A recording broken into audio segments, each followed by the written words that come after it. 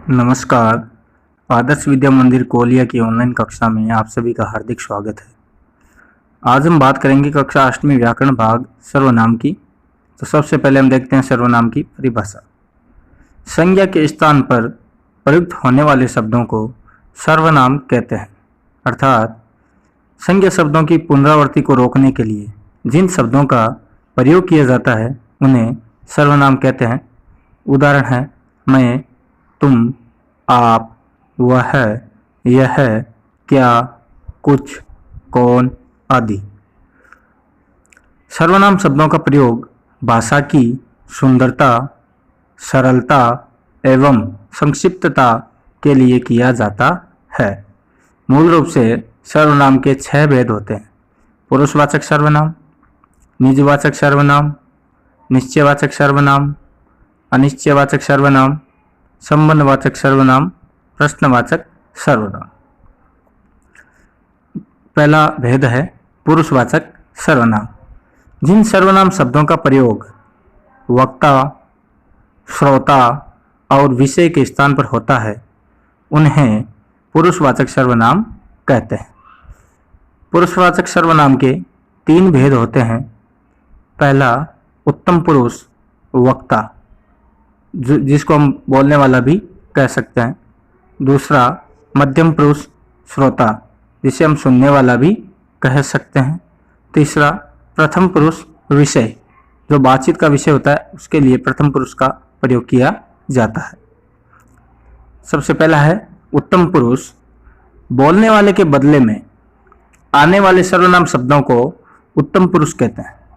बोलने वाले के बदले में आने वाले सर्वनाम शब्दों को उत्तम पुरुष कहते हैं। जो बोलता है उसके बदले में जो शब्द आता है वह उत्तम पुरुष सर्वनाम कहलाता है।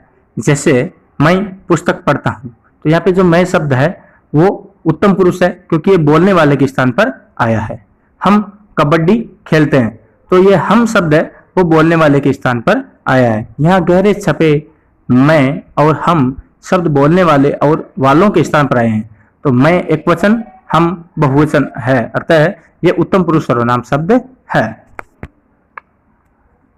ख मध्यम पुरुष। सुनने वाले के बदले में काम आने वाले सर्वनाम शब्द मध्यम पुरुष सर्वनाम शब्द कहलाते हैं। अर्थात जो व्यक्ति सुनता है, जो बात को सुनता है, उसके लिए जो सर्वनाम प्रयुक्त होता है उसे मध्यम पुरुष सर्वनाम कहते हैं। जैसे तू जयपुर कब जाएगा, तुम बीकानेर से कब आओगे। अब यहाँ पे जो ये तू और तुम, ये दोनों जो शब्द आए हैं वो सुनने का काम कर रहे हैं यहाँ पे, इसलिए इसे हम मध्य पुरुष सर्वनाम कहेंगे। गहरे छपे शब्द तू तथा तुम सुनने वाले के स्थान पर आए हैं, अतः यह दोनों शब्द मध्यम पुरुष के हैं। ग प्रथम पुरुष।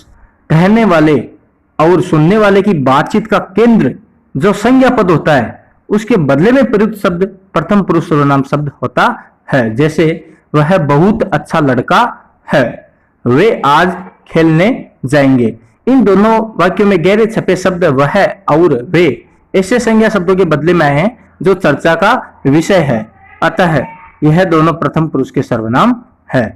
दूसरा भेद है निजवाचक सर्वनाम। जिस सर्वनाम शब्द का प्रयोग खुद के लिए होता है, अर्थात जिससे स्वयं और अपने का ज्ञान होता है, उसे निजवाचक सर्वनाम कहते हैं। जैसे मैं स्वयं जयपुर जा रहा हूँ, गोपाल अपने आप को ठीक कर सकेगा ऐसा विश्वास है, मैं अपना कंबल ले जा रहा हूँ, हम अपने देश के लिए बलिदान करने को तत्पर रहें, मैं स्वयं आ जाऊँगा। यहाँ गहरे छपे शब्द स्वयं, मैं, अपने, हम, ये जो सभी शब्द है इनसे हमें अपने निज का बोध होता है, अतः इन्हें हम निजवाचक सर्वनाम कहते हैं। तीसरा भेद है निश्चयवाचक सर्वनाम। सर्वनाम के जिस शब्द से किसी वस्तु की ओर निश्चयपूर्वक संकेत किया जाता है उसे निश्चयवाचक सर्वनाम कहते हैं।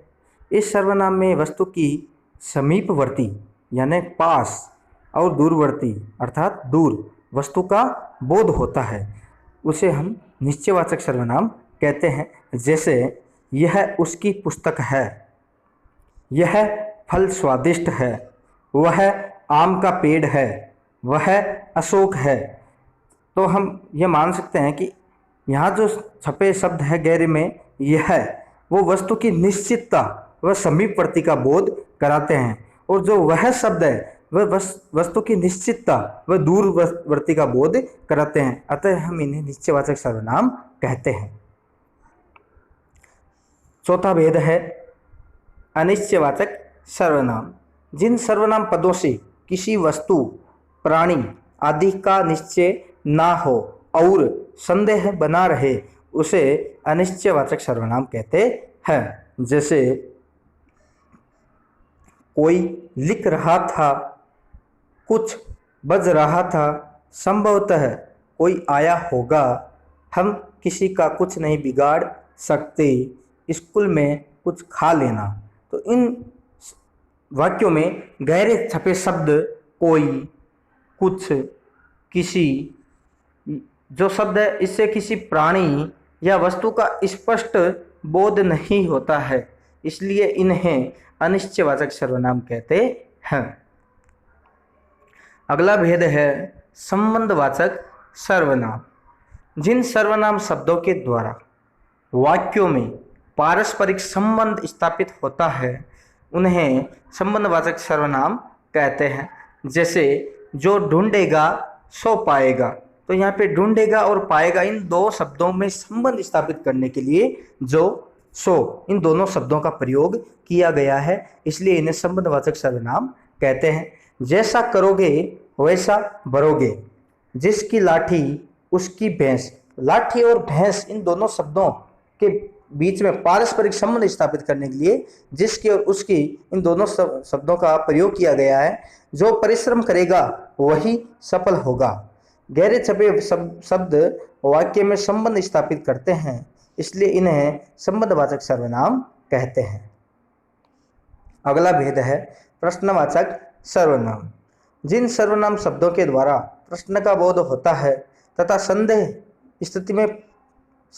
स्थिति में प्रस्तुत संज्ञा के बदले प्रयुक्त होते हैं, उन्हें प्रश्नवाचक सर्वनाम कहते हैं। जैसे कौन गा रहा है, किसने लिखा लेख, किसे लेकर आए हो। तो यहाँ गहरे छपे शब्द कौन, किसने, किसे शब्दों से संदेह व परिचय प्राप्त न होने की स्थिति में प्रश्न करते हैं या प्रश्न पूछते हैं, इसलिए इन्हें प्रश्नवाचक सर्वनाम कहते हैं। आगे देखते हैं हम अभ्यास प्रश्न। अभी तक हमने सर्वनाम के 6 भेदों के बारे में अध्ययन किया, तो इन 6 भेदों में से हमने क्या सीखा उसके बारे में यहाँ पे अभ्यास प्रश्न है, जिनको आपको अपने उत्तर पुस्तिका में लिखना है। पहला, सर्वनाम की परिभाषा लिखिए। दूसरा, सर्वनाम के कितने भेद होते हैं। तीसरा, सर्वनाम के सभी भेदों के नाम लिखिए। चौथा, पुरुषवाचक सर्वनाम के कितने भेद होते हैं, नाम लिखिए। किसको, कहाँ, क्या आदि शब्द किस सर्वनाम के उदाहरण है। यह काम मैं स्वयं कर लूँगा, इस वाक्य में कौन सा सर्वनाम है। प्रत्येक सर्वनाम भेदों के 3-3 उदाहरण अपने उत्तर पुस्तिका में लिखने हैं। आज हमारा सर्वनाम व्याकरण भाग पूरा हुआ। धन्यवाद।